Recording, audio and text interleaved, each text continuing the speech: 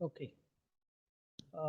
Today, let's discuss about the retrosynthetic analysis, more particularly the protecting group.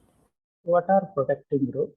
The protecting groups are easy to introduce, and they should retain during the synthesis, and they should inert during the synthesis, and while introducing and removing the protecting group, they should not affect the other functional group present in a molecule. So these protecting groups are required to protect the hydroxy group, protect the carboxylic group, protect the carbonyl group, protect the aldehyde group, protect the amino group. So that means these are most reactive. If you want to retain, you can protect the hydroxy group, a carboxylic group, a ester group, aldehyde group, and NH2 group. Let's discuss one by one, but let's look into the importance of protecting group by taking an example.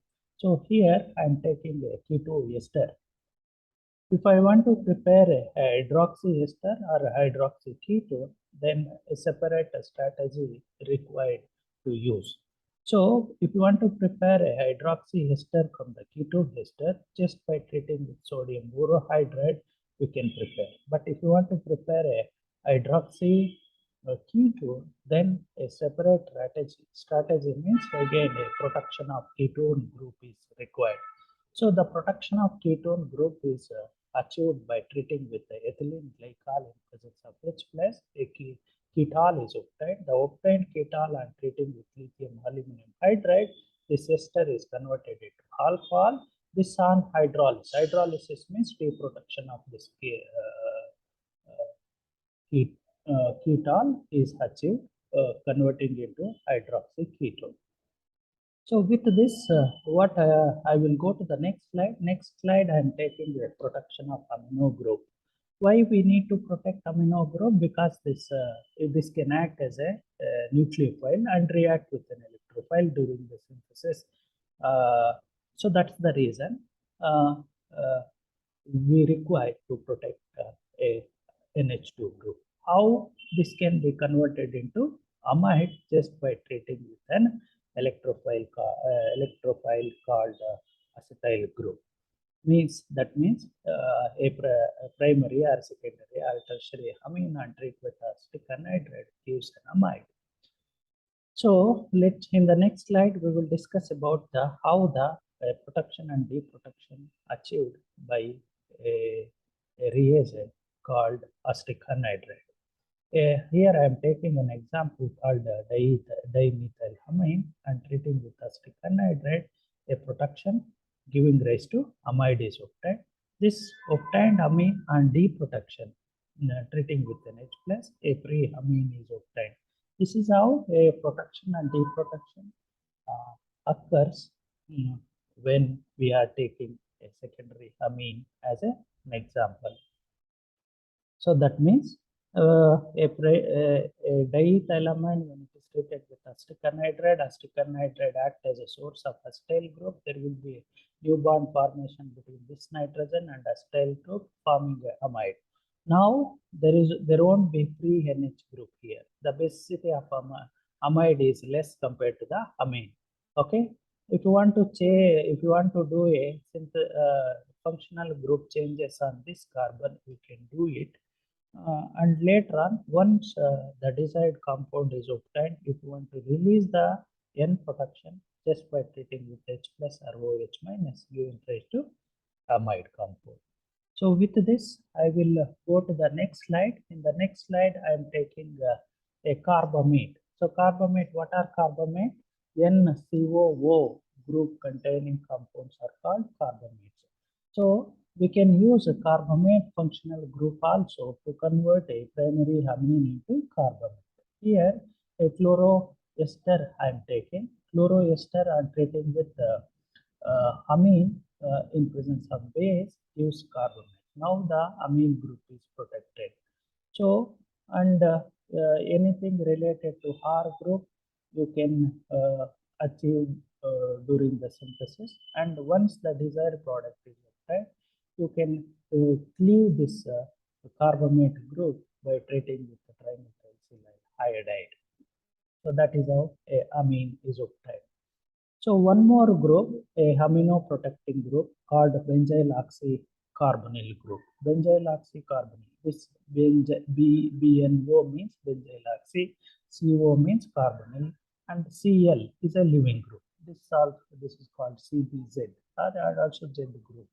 So here I'm taking amino acid called proline. It's an amino acid. Here N can be protected by treating with benzyl oxycarbonyl group, and the obtained one is also a carbamate only. Okay, and this deprotection is achieved by treating with hydrogenation in presence of catalyst. So that means converting a amino group converting into amide is one protecting group. A amide converting into carbamate is another protecting group. So by converting amine into amide amine into carbamate is the protection of amino group. So with this, I will go to the next slide. Next, I am taking one more protecting group called tertiary butyl oxycarbonyl group. This is usually called as BOC group. And here I am taking a amino acid, more particularly a phenylalanine. And here I am treating with BOC anhydride. BOC anhydride is equivalent to the tertiary butyl oxycarbonyl group. So there will be a new bond formation between this nitrogen and BOC. BOC means tertiary butyl oxycarbonyl. So that is how N is protected. Once it is protected, we can also achieve the deprotection just by treating with dilute HCl or acetic acid. Here, this carbonyl, this carbon dioxide is going and tertiary butyl is going out as a isobutane. That is how the tertiary butyl oxycarbonyl will act as a protecting group for the amino, and it can be removed by treating with the trifluoroacetic acid or dilute HCl. So another way of deprotection of NBOC is also achieved by treating with the aluminum chloride. So with this, I will go to the next slide. In the next slide, I am taking one more group called benzyl group. Benzyl group is used to protect the amino group in presence of base. A benzyl bromide and treating with amine, it's converted into dibenzyl amine. So this amino group is protected, and this reprotection is achieved by hydrogenolysis. Hydrogenolysis means treating with hydrogen in presence of catalyst, or even it can be achieved just by treating with acetic acid. A free amine is obtained. This is about the amino protection. And now let's look into the other groups, more particularly the protection of alcohol. Why we want to protect alcohol? Alcohol is reactive compound. If we want to retain the functional group in a molecule, we need to protect it. And how we can protect? Just by converting it to ether. Why we want to convert ether? Because ether is more stable in basic conditions, and hence OH groups can be protected. Ethers, okay. So these ethers are stable towards the organometallic reagents. These ethers are stable to the nucleophilic reducing agents such as lithium aluminum hydride, sodium borohydride. This ethers is also stable towards the oxidizing agents such as pyridinium dichromate and pyridinium chlorochromate. This ethers is also stable toward Wittig reaction reagent, and these ethers are so stable towards the strong base such as LDA. That is the reason alcohols are converted into ether. Here I am taking a few examples. This is an alcohol and treated with benzyl bromide in presence of base. It's not benzyl bromide, it's a sodium. Okay, sodium in presence of ethanol. A alcohol is converted into sodium sodium alkoxy or sodium aryl oxy. The sodium alkoxy or sodium aryl oxy and treating with an electrophile gives ether. The obtained ether can be cleaved. Ether linkage can be cleaved by treating with TMS iodide. So ether cleavage linkage is also cleaved by treating with 4-normal HCl, 4-molar HCl. So what we are discussing here, we are discussing about the protection of alcohol, and also we are discussing about the how the deprotection is achieved. And with this, I will go to the next one. Next one is converting an ether into a benzyl ether. How the benzyl ether is obtained? Treating an alcohol in presence of base, more particularly electrophile called benzyl bromide.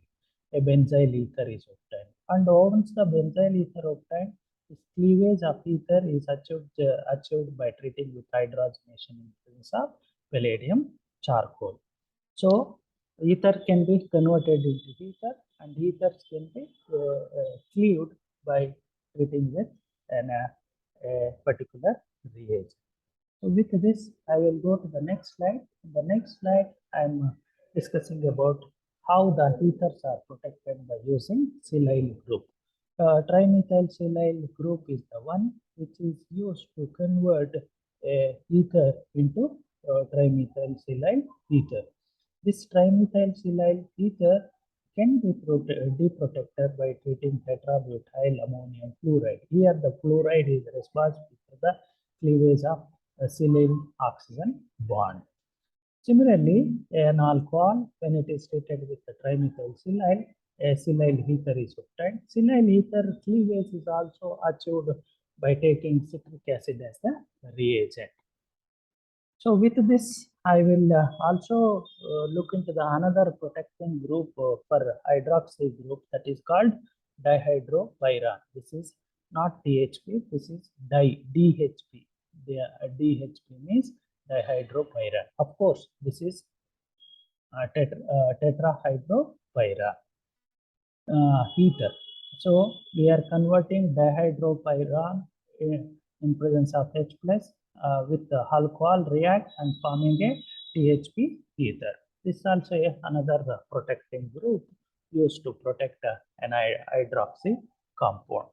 So another method is there, that is method is converting an acid alcohol into ester. It's not a good one, but whereas converting alcohol into Hydroxy is the right method. So with this, I will go to the next slide. In the next slide, I am discussing about how the diols, that means a compound or a molecule, if it contains two hydroxy group, more particularly adjacent one, cis-1,2 diol. Okay, the diols can be protected by treating with a ketone or aldehyde in presence of H plus. Here, ketone is taken in presence of H plus, acetanoid is obtained. Similarly, an aldehyde and treating with two equivalents of alcohol converted into acetal, and ketone and treating with alcohol giving rise to ketol. That means here we are creating what is called we are creating we are converting a diol and a carbonyl compound into acetanoid and acetal and ketone. So then why we have to do? Because acetals are stable towards strong aqueous spaces. Acetals are stable towards nucleophilic reducing agent. Acetals are stable towards organometallic reagents. Acetals are stable towards oxidation under new acidic conditions, and this acetals also stable towards Birch reduction. Acetals are also cleaved by acidic catalyzed reactions. So here I am mentioning about the order of reactivity of the carbonyl compound. The order of reactivity of carbonyl compounds, starting with an aldehyde. Aldehyde is more reactive compared to the ketone. Why it is? It's because of the steric hindrance. In ketone, more steric hindrance compared to the aldehyde. So this is again alkyl ketone, whereas the cyclic ketone is much less reactive compared to the ketone, allylic ketone. Cyclohexanone ketone is less reactive than cyclopentanone. Cyclopentanone is less reactive than, more reactive than alpha beta unsaturated ketone. So with this, I will go to the next slide. In the next slide, I am talking about the production of carboxylic acid. The carboxylic acid group can be protected by converting into ester. So that means acid and treatment with alcohol in presence of H plus, it gets converted into ester. Acid chloride also, when it is treated with an alcohol, it converted into ester. Sodium carboxylate and treating with alkyl halide, ester is obtained. These are the methods of converting acid chloride or acid or sodium carboxylate, how it is converted into ester. So one more named reaction is there, Misumbo esterification. Misumbo esterification, it is a treatment of carboxylic acid in presence of ethanol, more particularly by using a reagent called phosphorus triphenate. Okay, this reaction is called Misumbo reaction. So one more one, we can also use a tertiary butyl group to protect the carboxylic acid. The equivalent of tertiary butyl group is trimethylsilyl chloride. Trimethyl chloride, this can be used to protect the carboxylic acid in presence of base. Tertiary butyl group is obtained.